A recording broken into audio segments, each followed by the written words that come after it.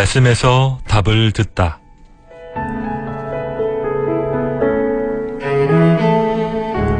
삶의 현장에서 그리스도인들이 떠올리게 되는 여러 가지 질문과 의문에 대해 성경 말씀에 입각한 답변을 들어보는 시간입니다.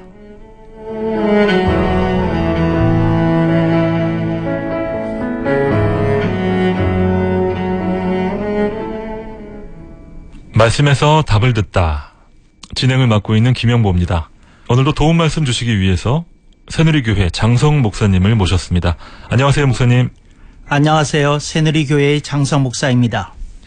저희가 지난 시간까지 세 차례에 걸쳐서 삼성그룹의 창업자 고 이병철 회장이 생전에 기독교에 대해 가지고 있던 질문들 함께 나눠보고 그에 대한 성경적인 답을 찾아보는 시간 가져봤습니다. 오늘 그 마지막 시간인데요.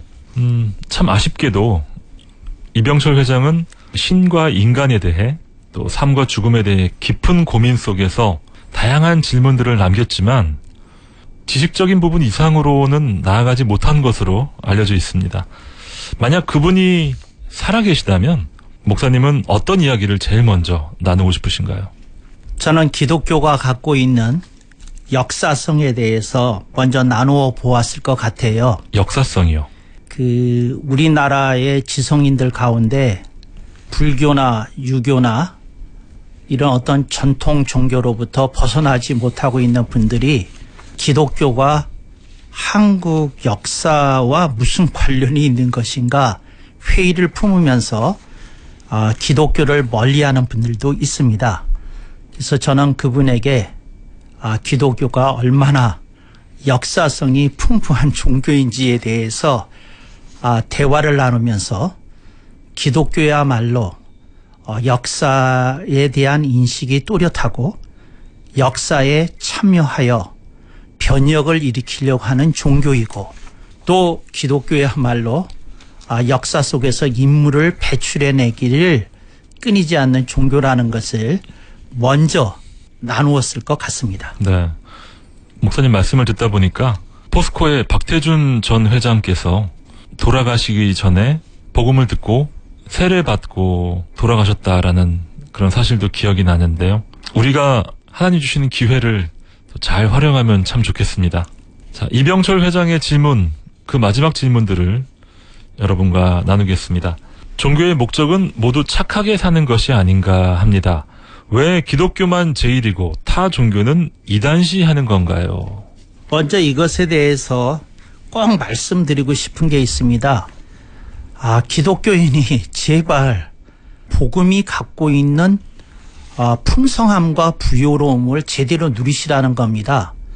이게 무슨 말이냐면 학교에서 학급에서 1등을 하는 아이는 구태여 내가 1등이야.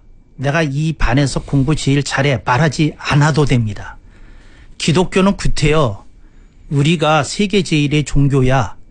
우리가 1등의 종교야. 이거 말하는 게 유치찬란합니다.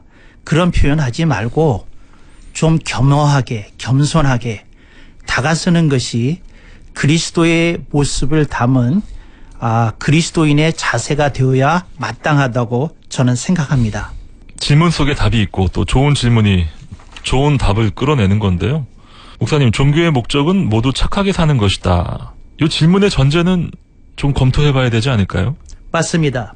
종교의 목적은 모두 착하게 사는 것인데 이렇게 얘기를 하는 전제가 약간 문제가 있습니다. 종교의 목적은 구원에 있습니다. 그 구원이 뭐냐? 좀 더 정확히 말하면 사후 구원에 있습니다. 이걸 또 좀 더 구체적으로 용어를 정리하면 그 영원 구원에 있습니다.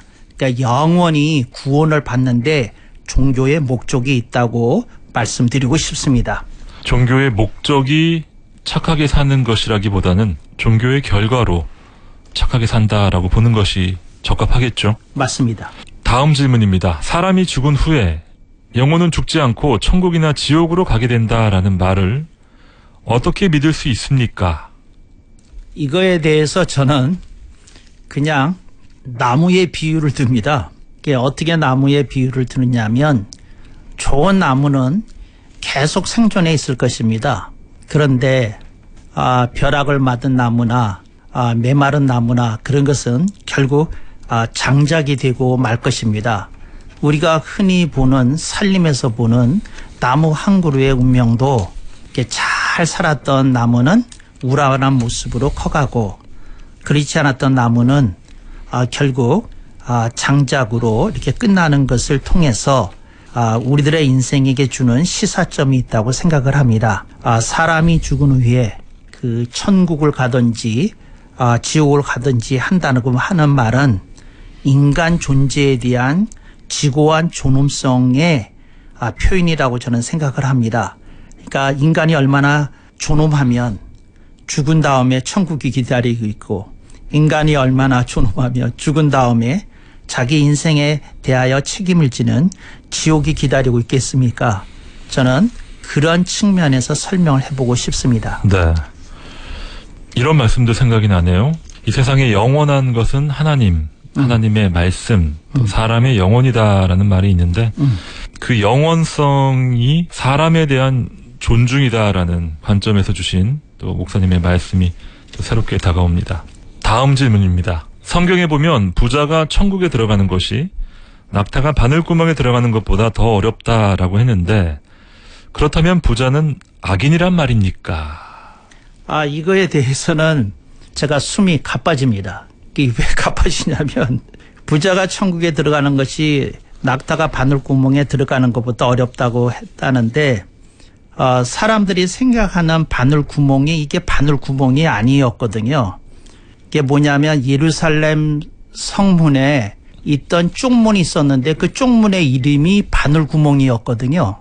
그래서 낙타가 무릎을 꿇고 쪼그리면서 통과하게 해주는 것이 이제 바늘구멍이었는데 이런 역사적인 배경 설명이 없이 이런 성구를 대하게 되니까 이제 낙타가 바늘구멍 어떻게 들어가냐. 이게 절대 불가능한 일이죠. 그러니까 바늘구멍에 이쑤시개라야지 통과할 수 있는 것이지 어떻게 거대한 낙타가 들어갈 수 있는 것이겠어요. 그래서 우선 이 비유는 무슨 의미냐면 낙타가 그 예루살렘 성문으로 밤에 꼭 필히 들어갈 필요가 있을 때 쪼그려서 들어가는 바늘구멍처럼 억지로 들어간다 하는 말은 부자가 된 사람들이 이 세상에서 누리는 향락과 쾌락이 만만치 않아서 그들이 천국은 들어가는 사람이 있겠지만 그만큼 힘들다. 이제 그런 뜻으로 이제 예수님이 사용한 비유를 해석하는 것이 우선은 맞다. 이제 그런 말씀을 드리고 싶고요. 그 예루살렘 성문에 있었던 바늘구멍 문에 대해서는 알지 못하는 분들이 많이 있어서 이제 이 성경 해석에 대한 이렇게 오류가 이렇게 발생했다. 저는 개인적으로 그렇게 생각을 하고요. 부자가 그 당하게 되는 부딪히게 되는 세상에서의 유혹, 특별히 내가 불을 사용해서 온갖 쾌락과 향락을 누리고 싶은 그것이 그 스스로를 어둡게 만들고 병들게 만들어서 복음으로부터 구원으로부터 멀어질 수도 있다 하는 그런 뜻으로 저는 생각합니다. 목사님께서 성지순례로 한번 이곳에 가보셨나요? 네. 바늘구멍이라는 지금은 없죠. 그 바늘구멍이 예수님 당시에는 있었습니다. 바늘구멍 문이, 쪽문이. 작은 문이었군요. 예. 불가능하다는 말씀이 아니라 아니고 굉장히 어렵다. 네. 저는 이 질문을 보면서 이병철 회장이 이 질문을 하기 위해서 앞에 그 수많은 질문들을 한 게 아닌가라는 생각도 네. 좀 들더라고요. 잘 알겠습니다. 우리나라에 교회가 이렇게 많고 또 신자들도 수없이 많은데 우리 사회의 범죄와 사건 사고가 끊이지 않는 것은 무슨 이유입니까? 라는 아주 날카로운 질문을 던지셨네요. 저는 이 질문에 대해서 제가 신학교에서 내내 수없이 얘기해 왔습니다. 신학교 자체에서 복음을 제대로 가르친 적이 없다는 겁니다. 그래서 저는 늘 이런 견해를 갖고 있어요. 소수의 견해인데 어떤 견해이냐면 그 한 번도 제대로 된 복음이 이렇게 제대로 가르친 적이 정말 있는가? 그래서 저는 불완전한 복음이 가르쳐졌기 때문에 우리나라에서 신자가 증가하는 만큼 범죄율이 증가하는 역정비례 현상이 끊이지 않고 있다고 생각을 합니다. 그러니까 예를 들자면 이런 겁니다. 신학교의 교과목 가운데 구원론이라는 게 있습니다. 그러니까 예수님을 믿고 구원을 받는 그 원리에 대해서, 그런 말씀에 대해서 가르치는 과목입니다. 최소 한 학기 이상은 배워야 되는 과목인데, 근데 희한하게도 신학교에서는 구원의 당체가 되고 구원의 핵심이 되는 복음론은 가르치지 않는다는 겁니다. 근데 이거는 그 신학교 졸업 후에 목회자가 된 다음에 본인이 스스로 알아서 복음론을 정립해서 가르치도록 하는데, 한국 교회, 아니 전 세계의 교회에 병폐가 있다, 이렇게 생각을 합니다. 그리고 한 말씀 덧붙여야 되겠습니다. 100명의 목사님을 만나서 복음에 대해서 물어보면 100인 100색입니다. 그 더 자세히 알고 싶으신 분은 기독교 서점에 가서 복음이라는 책들을 꺼내서 읽어보시면 됩니다. 그러니까 100권의 복음 서적이 각기 다른 것을 가르칩니다. 예수님을 만나고 예수님이 우리 삶에 영향을 미친다면 우리 삶이 이전보다 더 밝아지고 또 아름다워져야 할 텐데, 아직까지 믿지 않는 사람들에게 좋은 평가를 받는 단계까지 나아가진 못한 것 같아요, 목사님. 저는 그리스도인들이 너무 구원론에 함몰되어 있다, 너무 구원이 주는 그 기쁨과 만족에 머물러 있다, 이렇게 생각을 합니다. 우리가 그리스도인이 된 것은 예수님을 믿고 구원받는 것이 첫 번째입니다. 그러나 구원받은 그리스도인에게 주님이 우리들에게 사명을 주셨습니다. 세상의 빛이 되고 세상이 소금이 되라고 명하셨습니다. 그러면 교회는 이것을 정확하게 가르쳐야 됩니다. 세상에서 빛이 되는 길이 무엇인지 구체적으로 가르쳐야 됩니다. 세상에서 소금 역할을 한다는 게 무슨 말인지 구체적으로 가르쳐줘야 합니다. 교회가 복음에 대해서 불완전하게 가르친다고 하는 말은 구원에 대해서 불완전하게 가르쳤다는 말씀이 결코 아닙니다.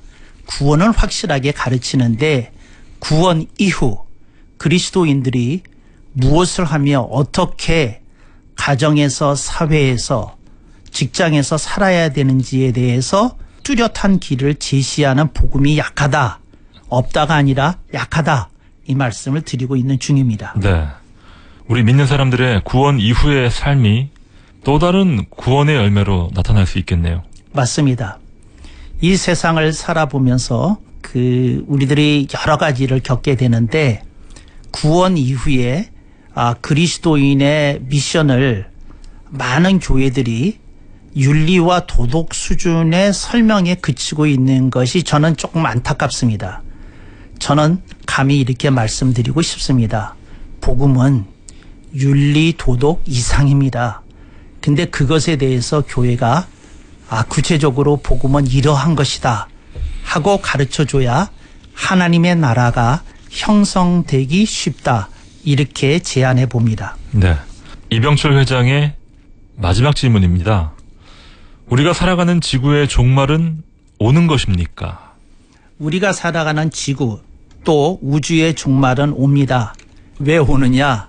이게 천문학자들이 증거하는 것입니다. 태양계의 태양도 수명이 있다고 합니다. 그러니 지구는 더 말할 것도 없겠지요. 언젠가 태양도 폭발한다고 합니다. 지구는 훨씬 그 이전에 말할 것도 없겠지요. 빅뱅이 있었다고 합니다. 그렇다고 하면 라스트 뱅도 있겠지요. 이건 누구나 쉽게 유추해 볼 수 있는 과학적인 원리라고 생각이 됩니다. 성경은 여기에 대해서 에코를 합니다. 뭐라고 말씀하는고 하니 이 천하 만물에 끝이 있다는 겁니다. 그리하여 예수님이 재림하신 이후에 새하늘과 새 땅이 온다고 말씀합니다. 우리들이 그 구체적인 그림에 대해서 우리들이 잘 알지 못합니다. 그러나 천문학이 얘기하는 것이나 이론 물리학이 얘기하는 것이나 기독교가 얘기하는 것은 인간에게 삶이 있고 죽음이 있듯이 우주가 탄생했듯이 우주의 종말도 있다는 것입니다. 우리가 모든 것이 유한하다고 하는 그런 진리를 깨닫게 하기 위해서 이런 것들을 우리들에게 명시적으로 보여주고 성경에 이렇게 적시해서 말씀하고 있는 것이 아닌가 생각해 봅니다. 네. 이병철 회장뿐만 아니라 세상의 많은 비신자들이 우리 크리스찬들을 바라보고 관찰하고 어떤 생각을 갖고 어떻게 살아가는지를 유심히 지켜보고 있지 않나 생각이 됩니다. 그래서 더 큰 비판도 나오는 것이고 논쟁과 논란도 발생하는 것이겠죠. 한편으로는 여전히 믿지 않는 사람들은 교회 또 교인들에게 희망을 걸고 있는 게 아닌가 싶은데요. 맞습니다. 우리 한국 언론으로부터 가장 혹독한 비판을 받고 있는 것이 유독 기독교라고 생각을 합니다.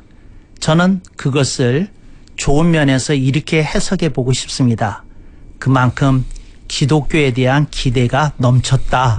그런 뜻이라고 생각을 합니다. 그래서 저는 오히려 이렇게 얘기를 합니다. 기독교에 대한 혹독한 비판이 살아있는 이 시대가 반갑다. 왜냐하면 이것조차도 지나가게 되면 기독교 자체에 대해서 무관심한 시대가 열릴까? 오히려 그게 두려운 거지. 기독교가 비판받고 있는 것은 오히려 어떤 의미에서 반가운 일이다. 그렇지만 우리가 거기에 멈춰서는 안 된다. 기독교가 모범이 되는 종교로 시대를 선도하는 종교로 다시 거듭나기를 기대해 봅니다. 그렇습니다. 실제로 많은 분들이 이젠 교회나 영적 삶에 대해 무관심한 모습들을 보게 됩니다. 참 중요한 시기를 저희가 살아가고 있는데요. 삶에 대한 궁극적인 질문을 갖고 있는 비신자들, 우리 주변에 이런 분들이 계시다면 우리가 어떻게든 기도하면서 또 예수님께로 인도해야 되잖아요, 목사님. 모두가 전도해야 된다라는 것은 인정하지만 내가 누군가를 전도해야 한다라고 했을 때 두려움도 생기고 좀 피하고 싶은 마음도 있거든요, 목사님. 제가 전국에서 소그룹을 갖고 성경 공부를 하거나 제자 훈련을 하는 분들에게 한 가지 이 방송 기회를 통해서 제안하고 싶은 게 있습니다. 그게 뭐냐면 소그룹의 멤버들이 각자 직장이나 사회나 학교로 돌아가서 주변의 비신자들과 대화를 하면서 질문을 좀 수집해 보라는 겁니다. 또 기독교에 대한 비판들을 수집해 보라는 겁니다. 그리고 성경의 진도를 따라 하는 성경 공부만 하지 말고 그 질문을 모아서 카탈로그화하고 그 질문 하나하나에 대해서 해석을 해주는 지침을 성경 어디서 찾아볼 수 있는지 성구 찾기를 좀 해보라고, 그리고 그것이 그 사람과 만났을 때 충분한 답이 될 수 있는지에 대해서 서로 나눠보고, 그러면서 저는 소그룹에서 성경을 통해서 세상과 사회를 또 현실을 해석하는 그런 공부를 좀 하라고 그렇게 말씀을 드리고 싶습니다. 그리고 또 제가 한 말씀 덧붙이고 싶은 것은 뭐냐면, 우리가 이제 21세기에서 훨씬 더 지혜로워져야 비그리스도인들에게 복음을 전하고 열매를 거둘 수 있겠다는 생각을 해봅니다. 네. 비신자들의 질문을 수집하고 또 비판을 수집하는 과정, 생각만 해도 참 고통스러운 과정일 텐데요. 그 과정은 아프지만 그 열매는 큰 의미가 있을 것이다 라는 말씀 명심하도록 하겠습니다. 말씀에서 답을 듣다, 오늘까지 4차례에 걸쳐서 삼성그룹의 창업자 고 이병철 회장의 기독교에 대한 질문들을 함께 나누며 생각해보는 시간을 가졌습니다. 말씀에서 답을 듣다, 새누리교회 장성 목사님과 함께했습니다. 목사님 감사합니다. 감사합니다.